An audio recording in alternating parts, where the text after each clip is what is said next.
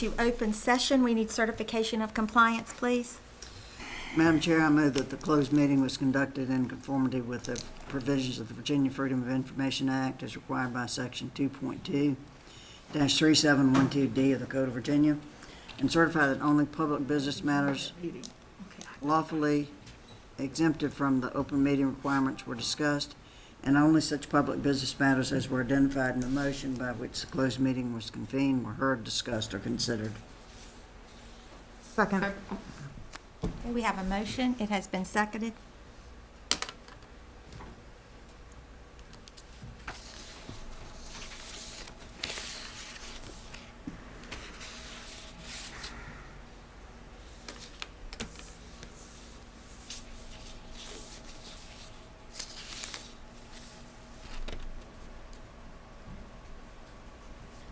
Okay, I want to welcome everyone to our special called meeting today, and I would like to ask Ms. Perkins to please open us up with the pledge and the moment of silence.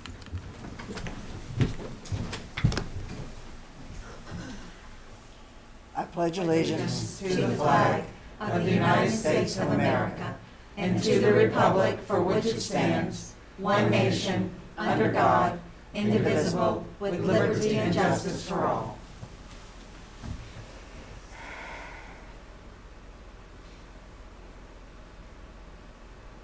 Thank you.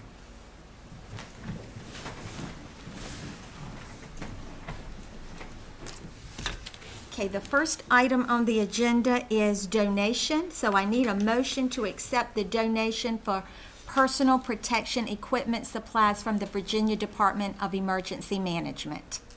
Madam Chair, I make a motion to approve the donation. Second. Motion has been seconded.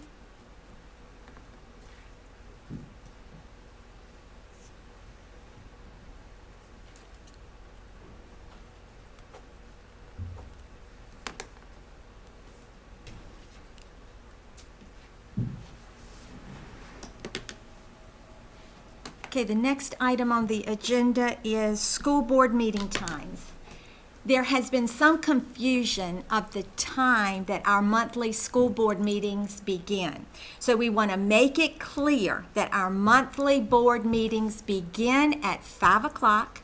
At 5 o'clock, the meeting is called to order. We approve or amend the agenda, and we make a motion to go into closed session. We reconvene at 6 o'clock. Thus, the actual meeting begins at 5 o'clock, and our open session reconvenes at 6, where Alawite Achievers and special presentations occur shortly after reconvening. So this amendment clearly states our monthly meetings begin at 5 and provides additional information under the chart. Is there any discussion on this? Okay, I need a motion to approve the amended school board meeting dates, school year 2021. Madam Chair, I would like to make a motion that we amend the school board meeting time and date for what date did you? 2021. For 2021. Second. As presented. Okay, has been seconded.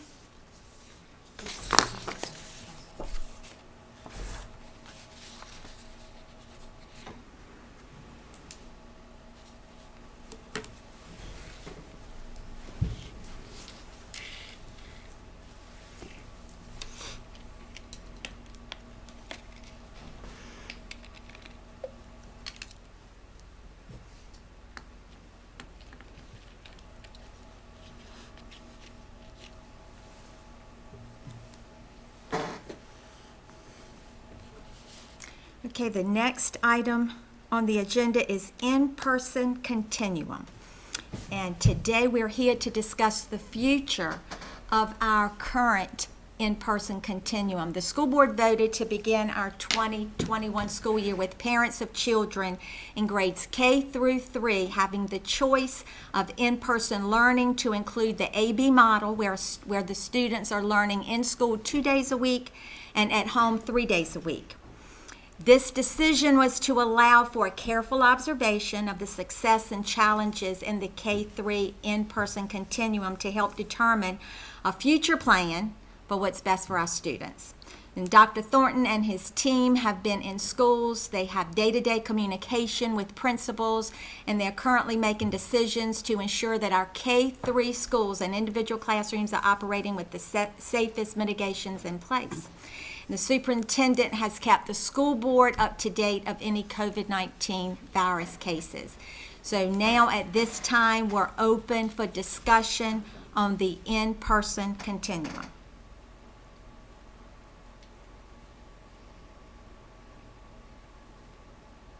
Have any discussion?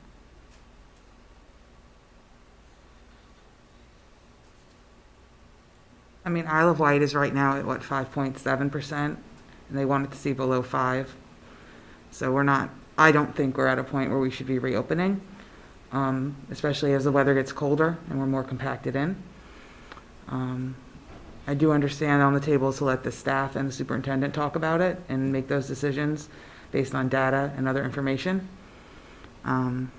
So, I mean, I don't know where everyone else is sitting, but. Finish? Okay, Madam Chair, I got quite a few communications in the last, couple of weeks, not as many as we did at the beginning when we were going through this process. A majority of the parents,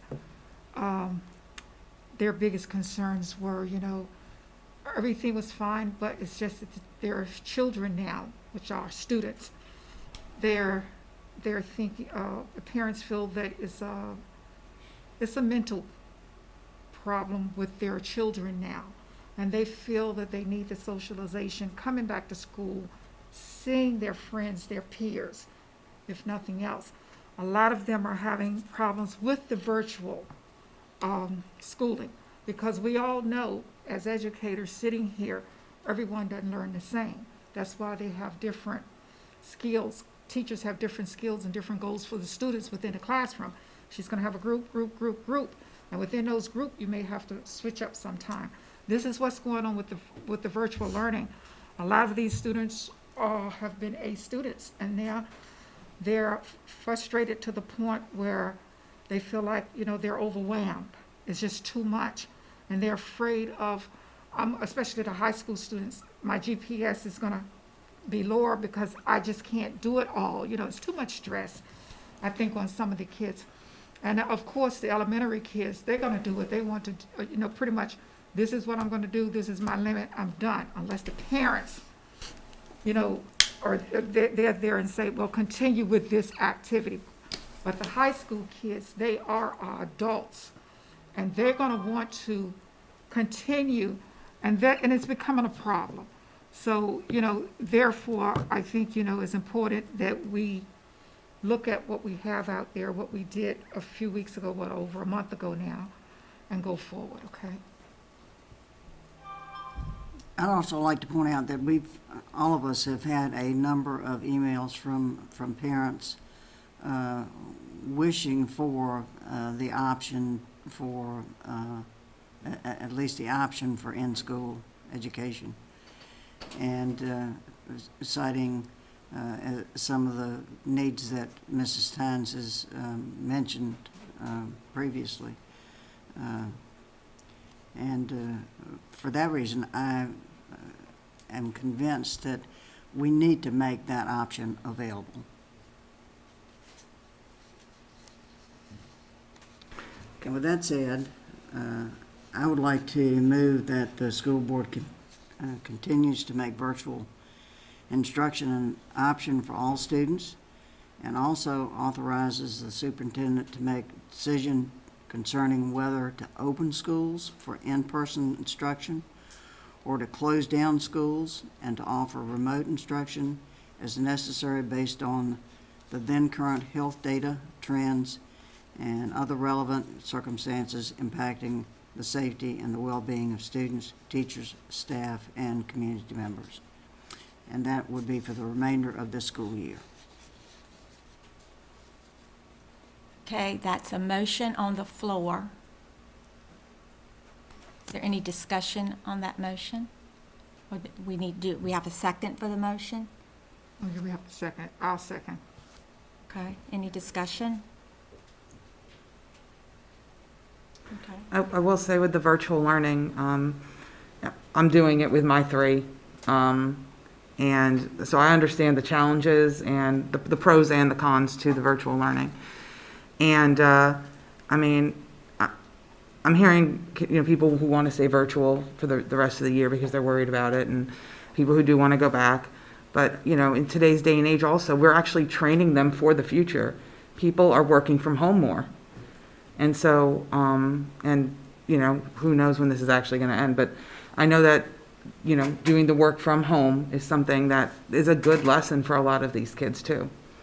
Being able to figure out systems and time and all that, time management, that's good things for them too. I know there's some other issues that are not good, but there are some good things from it that we are not recognizing from the virtual learning as well.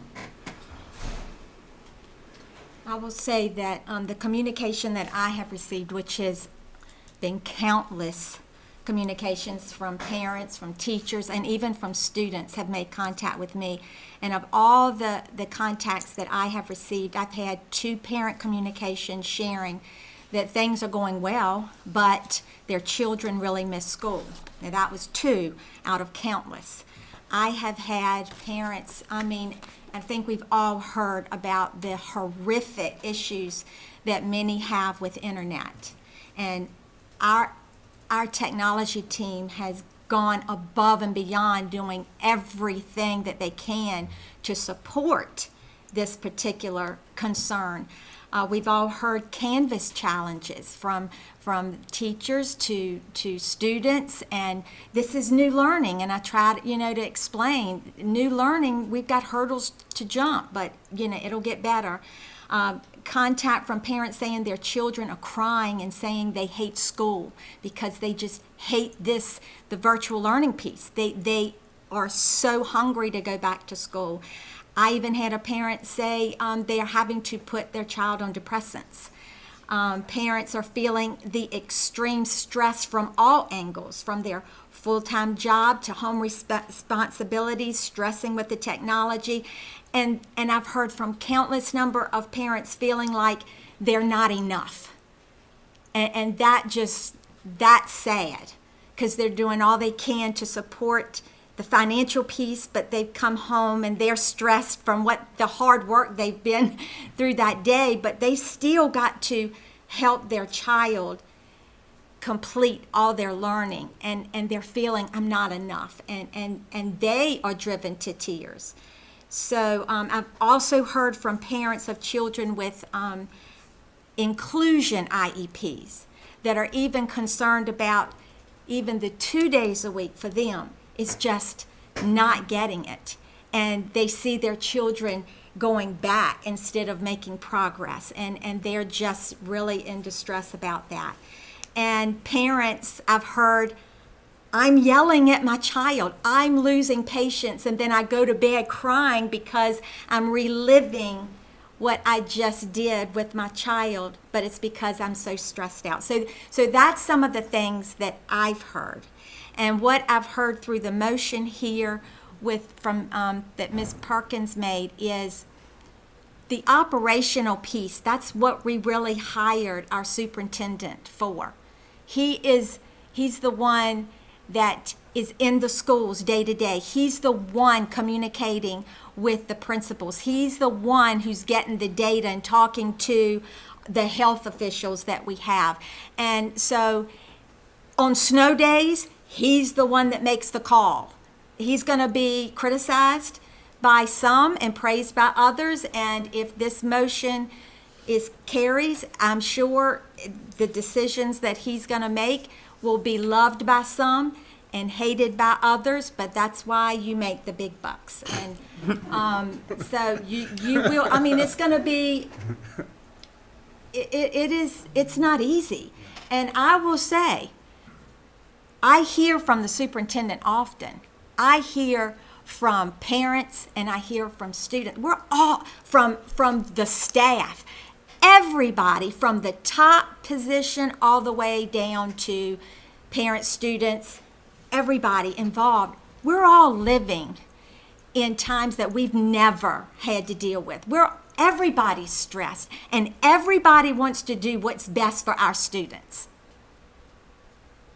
And so we just do the best we can with what we know and give options in the process. So the option is, option 1, you continue the virtual learning. Option 2 would be K through 3 still there, gonna be there unless something happens dramatically where he makes the call to close the school, to close the class, or whoever needs to be in quarantine, and then he would make the call for future openings or future closings. That's what that motion says to me.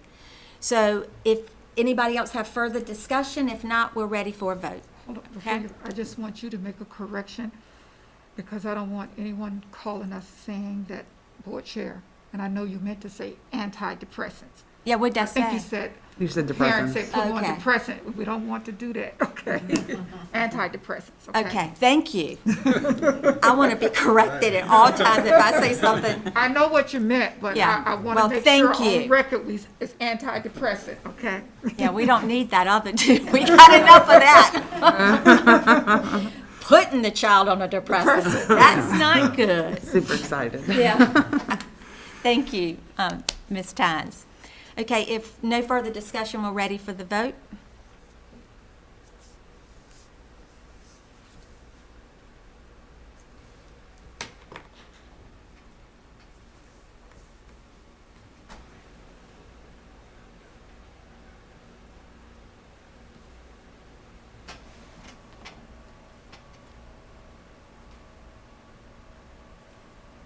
Okay, motion carries, 3 yea, 1 nay.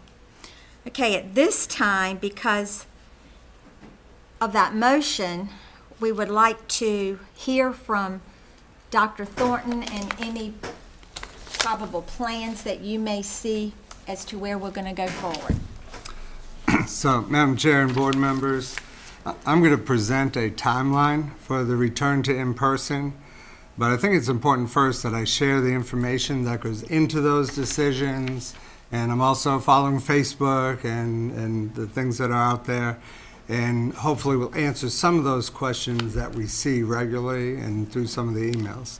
So, some of this is a little lengthy, but I think it's all very important that the public understands and you clearly understand, and I know we talk a lot. But so the plan is a two-part plan to give parents a true choice, an in-person continuum based on multiple variables, including health and educational factors, and that 100% virtual plan, and that's for the remainder of the year. It's important to understand that the in-person continuum was to put in place to give us the ability to move back and forth from in-person to remote based on health data and the cases within the school that dictate those decisions. In-person continuum also allows us to move when that data speaks to it. So it wasn't meant to throw arbitrary dates like the 9 weeks or the semester. It was meant look at all of the conditions, and during this time, it's time to move, whether it is to in-person or back to remote. So the key factors that are included is the current health conditions in the county. How are the mitigations working in the buildings we already have open? The impact of not being in school is having on student learning. The impact on special education students that are in inclusive classrooms but need a little more assistance, and the effects on the families and the mental health of children. We have received many emails and have had many conversations with parents about the challenges with remote learning. I also believe we have to understand that these parents are the ones who chose in person. We have mitigations in place knowing that we are going to have cases in our schools when they are open. Our goal when we have a confirmed case is that once contact tracing is complete, that we do not have to quarantine anyone else. We have reiterated this goal over and over to our staff. The key to accomplishing this is to maintain the 6 feet distancing and make sure when you work with students closer than 6 feet that everyone wears a mask, and you do this for less than 15 minutes. If we are able to do this successfully, then we will help stop possible outbreaks within the school or the classroom. So the cases that we have, because of the conditions in the community, are coming from the community. You're not going to stop that. So the key is that when they come in, that we don't have a spread then within a classroom or within a school. And so that goes to the mitigations working. Is all of the staff following the mitigations? Are we doing the right things? That will keep the outbreak in the school limited. So I want to share, we have had 5 confirmed cases so far. And those cases have not caused another case within the same space, which means that the spacing and the mitigations are working.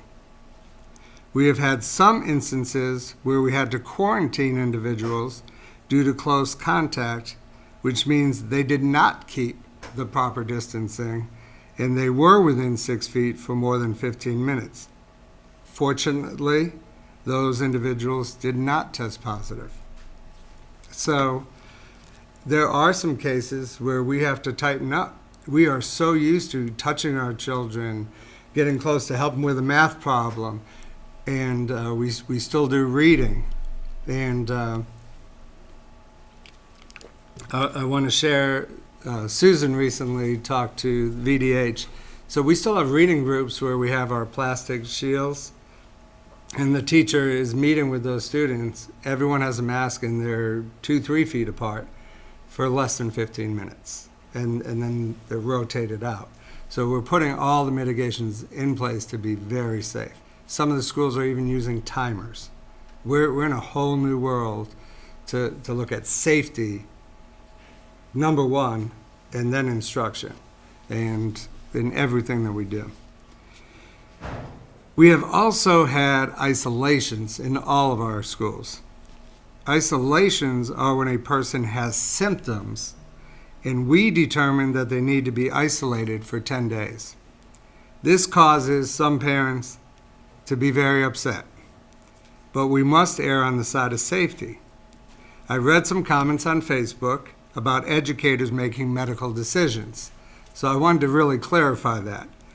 We are sending students with symptoms to the nurse, who then contacts the home about possible allergies or other medical conditions that may be causing these symptoms. With that information, our lead nurse contacts VDH to go over that, and they are guiding our decision to be isolated. So medical professionals are making the decisions, and these decisions are required for the safety of everyone. So I do want parents to keep in mind, yes, this is an inconvenience, but would you rather have our schools shut down and we're not open at all, or would you rather have your child be, because they're showing symptoms, sent home for 10 days? I think we need to think about that. We are trying to err on the side of safety, and we'll continue this practice. So your isolations will be your highest data point, and I'm going to share the data over the first 22 days with you. I think it's also important for you to realize the 5 confirmed cases. That's a low number right now for 22 days of school. And I do want you to understand, during that time period, Isle of Wight County was considered red, which means high risk. And that was for the number of cases in the county. And we were high risk for the percent of positivity. So the whole time, a couple weeks prior to opening, and the whole time we've been open, Isle of Wight, if you look on those little maps, and I know you know what we're talking about, and those are now open for the public, we were red, yet we still only had 5 cases. And what that means, again, is what Dr. Wagner is saying, is those cases are going to occur in our community, and then they are going to come to school. You do have the possibility of a spread, but that's where your mitigations hopefully control that. So I do want people to understand that. And so I cannot emphasize enough, and I think Susan shared this with me the other day, and we're going to do a little campaign on this, and we need to. It's no longer the 3 R's, it's the 3 W's. Wash your hands, wear your mask, and watch your distancing. Those 3 things will keep most people safe, whether you're in a school or anywhere else. Those are so vital. And so once we open any building, the mitigations then become the key factor of whether you stay open. So I wanted to make that clear. So regardless of what's happening in the community, we may be able to do a safe thing here. Now, the community may get so overwhelmed that VDH calls me and says, you need to shut down. And we're going to shut down. We're not going to put anyone at risk. So one of the reasons the mitigations and the distancing is working is because of the hybrid AB model. I do know some parents want us to come back 4 days a week or 5 days a week. But the AB provides us that only 25% of our kids are in a building at any given day. So that allows us to do the distancing and allows us to do strong mitigation. I have a question.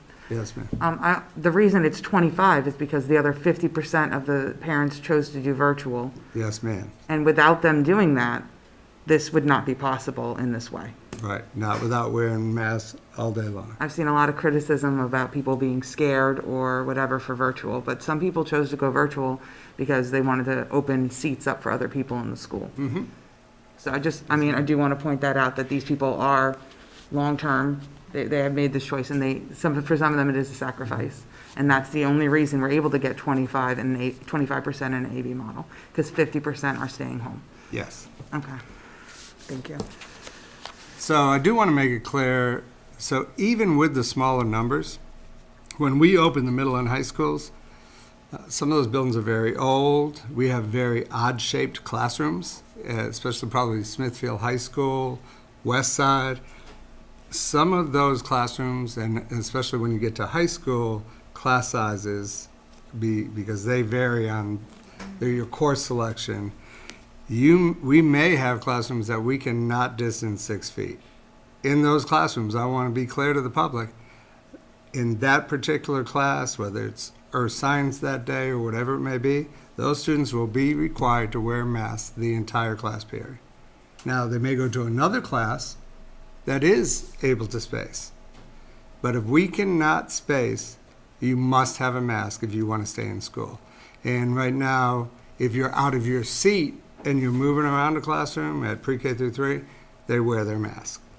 And some students, I will tell you, probably based on their parents, some students wear their mask all day long now. I see it every day when I'm in the schools. They wear it all day long. They want to be in school. Our kids want to be in school. And so they're doing what they need to do. So this week, VDH made additional data available, including county city specific positivity rates. And I've had this information. I've shared this with the board. This has not gone public until this week. It's been released, and you can go to VDH and click on school metrics or pandemic metrics, and then there will be 4 tabs and it will say school metrics. And then you will put in Isle of Wight County, and then you also have to put the day of the week. So that will give you the current 14 days running of where we are. And if you want to know that. And that's one factor. So Isle of Wight current 14-day positivity rate is 6.3%. And that will change every day because one day goes out and the next day comes in. The day before that, it was 7.2. So there's that flexibility. You want to stay under 10. Once you get to 10, you're high risk. You want to stay under 5, I think is what Vicki shared, and that's true. So the 6.3 puts us yellow or moderate. That's moderate risk. And so that's what we are currently in. And if you remember, I told you previously, we opened under red. We are now under yellow for percent positivity. In the last 14 days, the state has reported 84 new COVID-19 cases in Isle of Wight. The metric for the number of cases is based on cases per 100,000 population over the last 14 days. Isle of Wight is at 227 per 100,000 over the last 14 days. This category remains red, or high risk, and has been the entire time we've been open. The threshold is 200 cases. So once you get under 200 cases, you would then be moderate risk. And to give you an idea how that fluctuates, the day before this data, we were at 243. So one of the days, the 14th day out went off, that was obviously not a good day, and the new day that came in was obviously less. So that's how that data moves. This is one factor that we monitor daily, but even this data is 2 weeks old. It's 14 days out and then the new one comes in.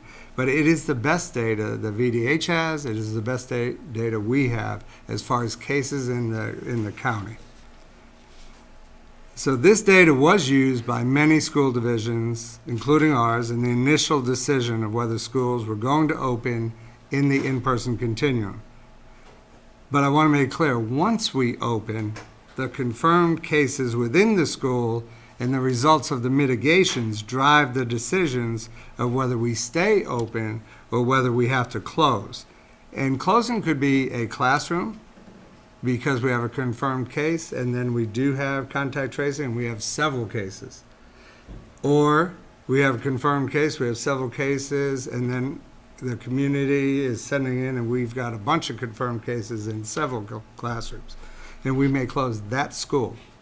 Or, again, if the whole county is very concerned with cases, and VDH is calling me saying, the whole county is way too high, and we need schools to close too. They may guide us through that. They're not going to mandate that we close, but we have those open conversations.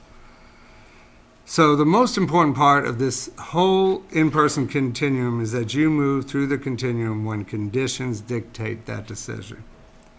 So the county health data is not the only factor, and we've gone over many of the factors: the learning gaps, equity, frustration, stress on families.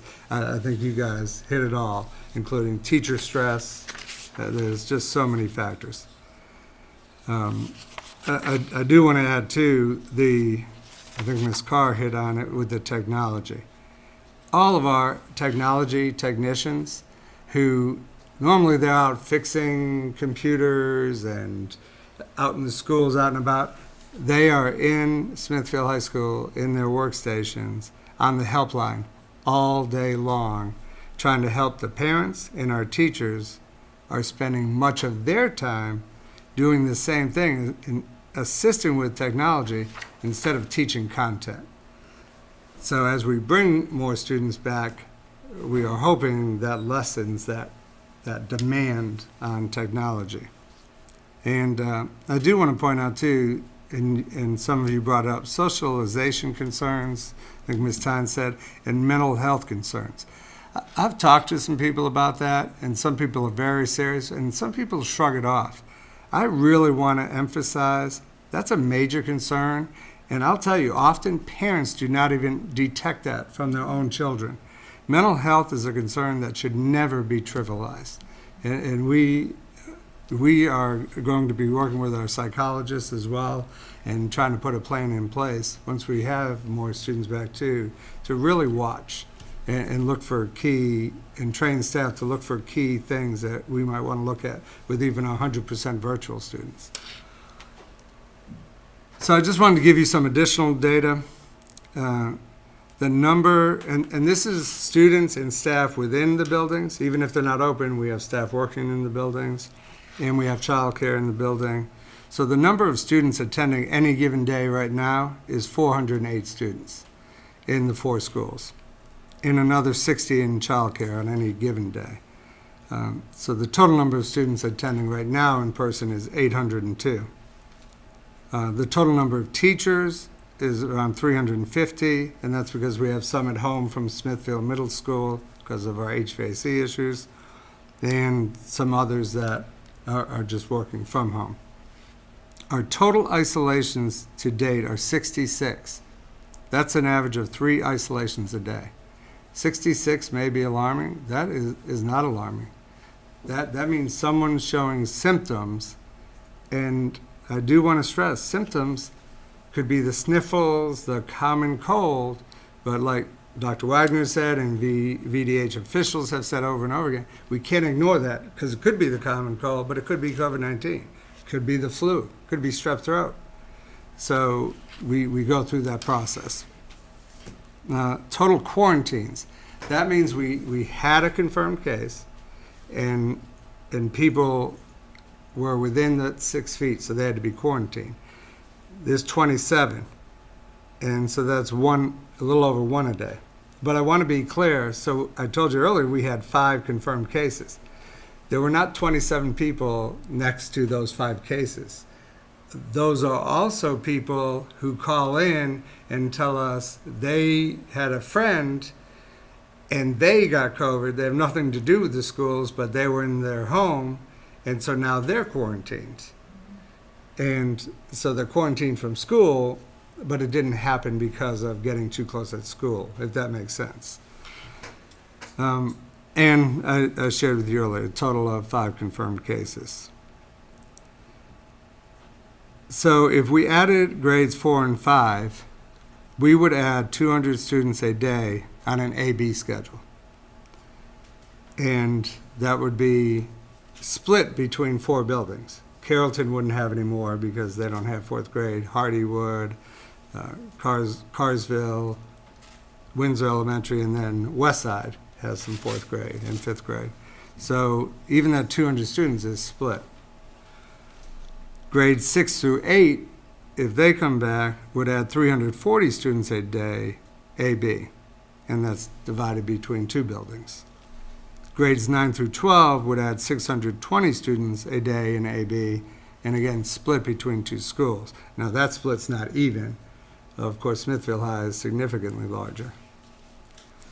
So I guess before I share the timeline, do you have any questions on the information that I've shared so far? Most of you are familiar with it, but. Is this, I thought Smithfield Middle School's AC was supposed to be up by now. Is it not? No, it's up October 18th. But Carrollton's Carrollton's closed, right? Carrollton is, because this time they're up to the extent that everything is actually in place, but we found one more issue. We're working through that, but yes, Carrollton is still going with the temporary unit at this time. Okay. Right. Carrollton had the temporary unit. Yeah, well, yeah, there's no one else. Right. And so that's not always as smooth as the real unit working. All right, so the return to in-person timeline is as follows. I'm bringing back 4th and 5th grade on October the 12th.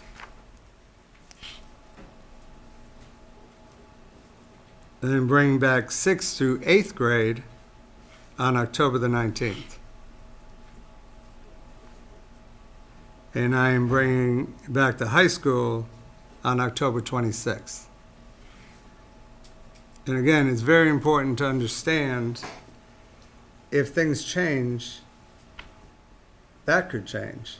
Once we're open, I want to make that clear to our public. Once we open, we may be open for a week and something has drastically changed and I may have to close the school.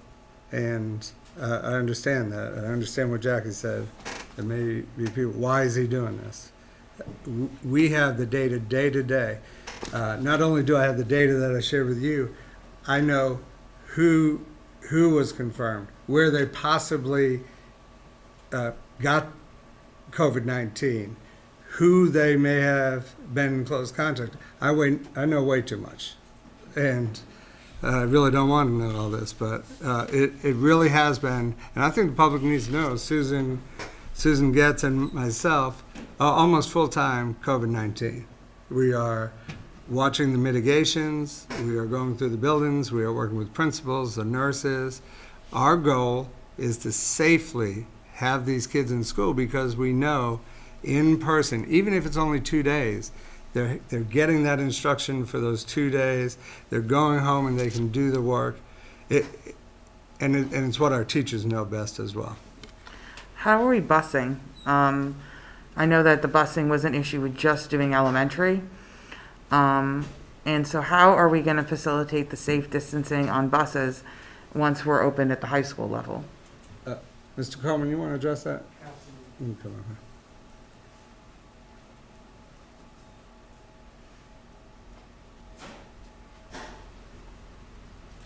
With the actual busing, we actually put together 2 plans at this time, and it's a plan and a B plan, and both plans actually covers K through 12. So all of that is actually in place. Mr. Livingston has been working diligently on actually inputting these skills for the AB schedule. So that is actually in place at this time. And you'd probably want to take a look at who can get there themselves and all that stuff, right? Absolutely, absolutely. Right. So I can answer some of that. Right. So right now, we're still using the opt-in data that we got at the beginning of the year. And now we know we may have some requests, and we'll honor those requests. But right now, the most on any bus currently is 14 students. There are some buses with 6, Right. 8. I've ridden one of the buses, but we're trying to be very transparent. We did have one of the confirmed cases was on the bus, and through contact tracing, we did have to quarantine some other students. That is the one place that we will struggle from now through the year on that bus. And I will say parents have done a very good job of bringing their kids to school. They understand that. They're helping us. Some that have put their kids on the bus for years understand and have been helping us. And I just want people to understand too, I know people are carpooling, and we have to do what we have to do. We can't live in caves. But even carpooling, you have to understand, you're going to be in that car for more than 15 minutes. Wear your mask. But if you have a confirmed case, you're going to be quarantined because you were under the 6 feet. And I think that's a misnomer too. People think if they have this mask on, I can be closer than 6 feet. This will help you, but you're going to be quarantined. It can come through your eyes. There's other things out there. And so, yes. So those are all possibilities. And I did want to say, and I know Leah wanted to say something. I talk to Dr. Wagner often. Susan talks to him more than I do. I talked to him last night about this timeline. He did say it was reasonable based on the good mitigations that we have in place and the history so far of our mitigations. And he was concerned that we're still red for cases. It was good that we were moderate in the percent positivity. But that's why I stated earlier, once you come back, yes, the community is still something to watch. But the key is those mitigations, and are we having any outbreaks within the schools? That is the real key. And I cannot emphasize that enough. And I'm just going to tell you, staff, if it's me or your principal or an assistant principal or Susan or a secretary that yells at you to put on your mask or get away from me, they're doing it because they love you. And it is not personal. We are not trying to write you up. We are trying to protect everyone. And I think we've been pretty good at it. But it's a constant reminder because it's just human nature to engage. And so that we pound it every day because we know education is so important and having that teacher in front of you is so important. So, and Leah, did you want to share any thoughts? Yeah, you're done. Thank you, Chris. Do you want me to just share from here or go to the mic? You can speak it up, Mike. So first off, I'd just like to make it clear that the students would really appreciate that at every step in the decision-making process, student input and feedback need to be a part of it. Because our decisions are more than just what we chose as our tracks, because I know that, I can't speak for everyone, but choosing my track was a very difficult decision. There were so many things I needed to consider, like what did I want my senior year to look like, and Would my fellow classmates really follow guidelines? And how much do I want to be a part of the activities that I can't be a part of from home? I have to admit, it's a little scary that I have to put my faith in my fellow classmates to follow guidelines for my safety and for us to be able to stay in school. With all that said, as student liaison, I feel it's my job to share both sides of the perspectives, all the differing ones. Again, I'm going to share both perspectives. So virtual learning is, of course, no one's first choice during times of normalcy. But we have made it through these months, especially with the diligent planning and scheduling. We have created a framework that can be improved upon. Anything that's new takes time, so of course we're hearing a lot of negative right now because change is just scary, and it's easy to see the negative. To go back to school suddenly can cause extra anxiety, especially since going back in person will not be normal. The cost to go back is to follow regulations, even if you don't agree with them. So the question is it worth it to leave our established system we have in place to go into a confusing new world, and a world where we may not experience all the activities that make us want to be in person in the first place? To that I say we just need to make sure that student input and we have a choice at every step in the decision process, because we know more than we knew in August. Our opinions have changed, and we just need to provide for flexibility in student decisions. On the other hand, because like I said, I'm sharing both sides of the perspectives here, virtual learning just isn't for everyone. I can speak to my experience without internet. There are undeniable struggles and disparities that need to be focused on. At school, these disparities are narrowed a bit since I have access to the resources I don't have at home. There's also evidence that hands-on learning is beneficial to students, and being in person provides for real-time feedback and less social barriers. The expectations are less likely to get lost in translation when we're in person. I would like to experience my senior year, but what I and everyone else would really like to experience is a normal year. That's obviously not going to happen. So rather than complain about the pandemic, virtual learning, or concerns over in-person, we need to examine every side logically and clearly and take action accordingly. And again, I'd like to reiterate that if we're going to make this work, I need faith in all of my students and my teachers that we're just going to follow the guidelines for everyone to have a productive year. Thank you. Thank you, Leah. That was really well said. That was beautiful. Great job. That is refreshing to have young people and to know young people are following through and are going to be able to look at both sides of an issue and share both sides. That was beautiful. But I do want to reiterate, based on colleagues of mine that, and they may not even be in Virginia, who have gone back in high school. And I think I shared this with Leah. Everyone thought elementary was going to be so hard for the math. As I shared with you, a lot of our elementary students are wearing their mask all day. The problem has been in high schools. The high schools switch classes. They don't always wear their masks. They want to hug each other. They want to touch each other. Kiss each other. Yes.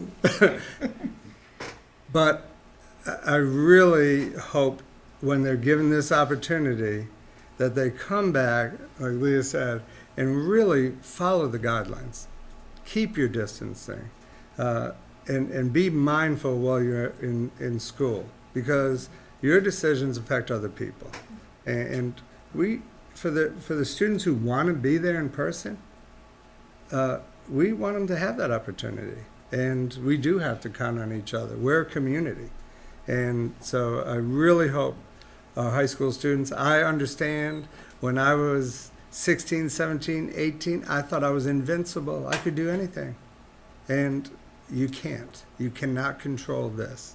So please, high school students, all of our students, but high school, please be careful, given that opportunity to come back on October 26th.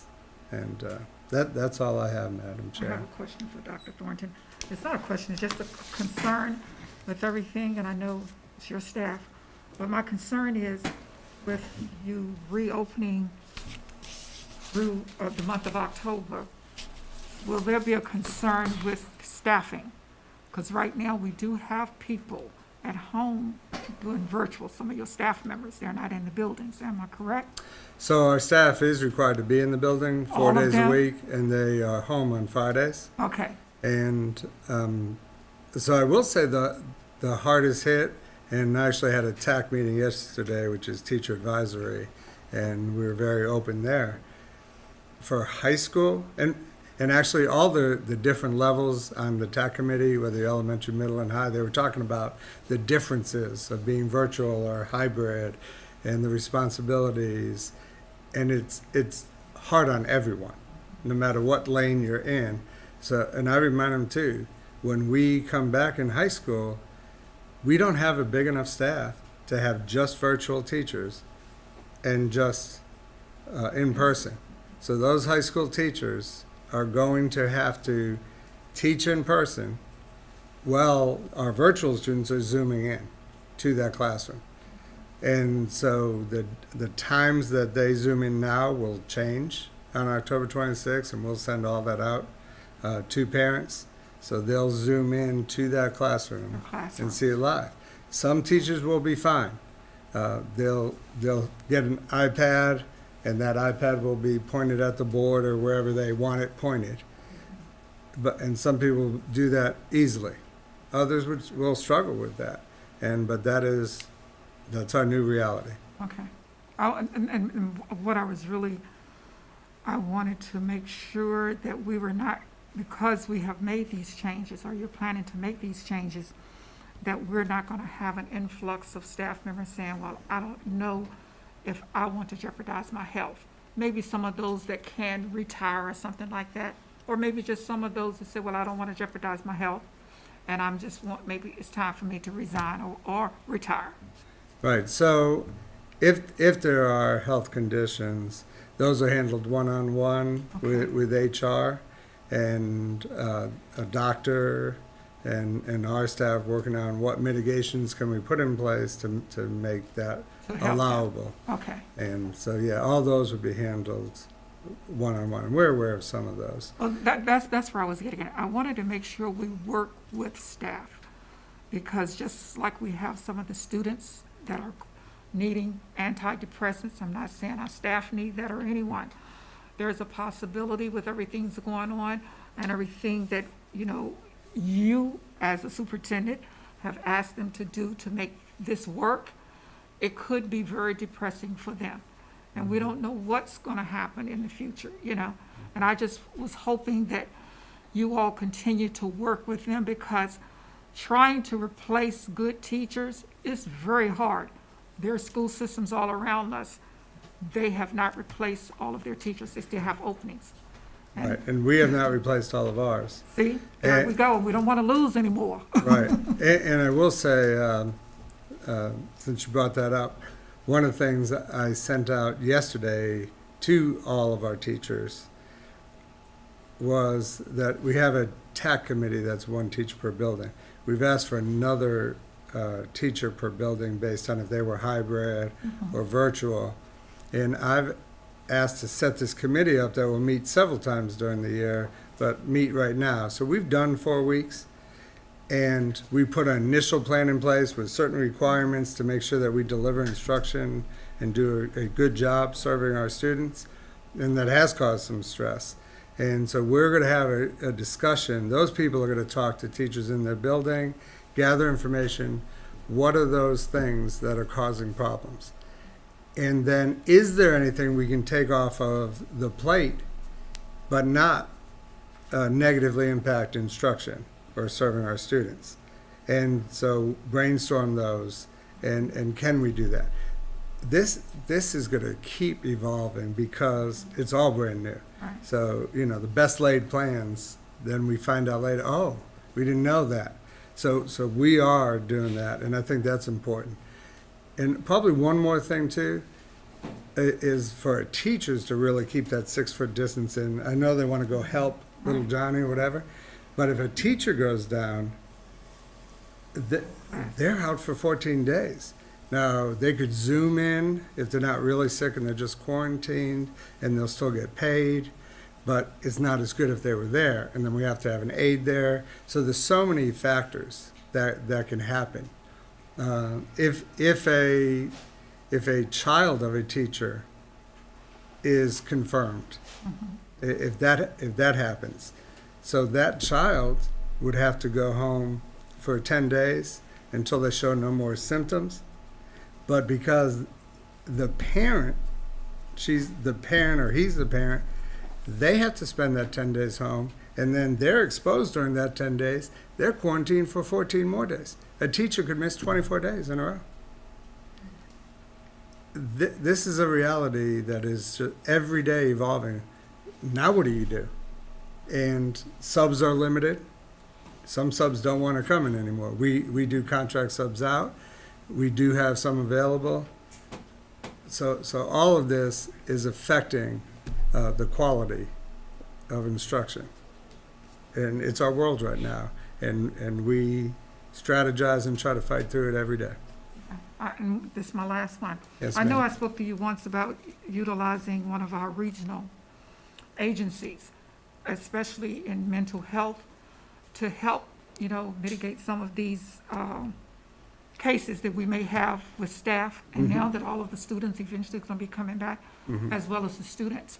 If, I don't know, I'm not telling you, but I would recommend that maybe you could reach out to them, see if they have a program that could come into the schools. If someone need them, they will be there for them. Okay.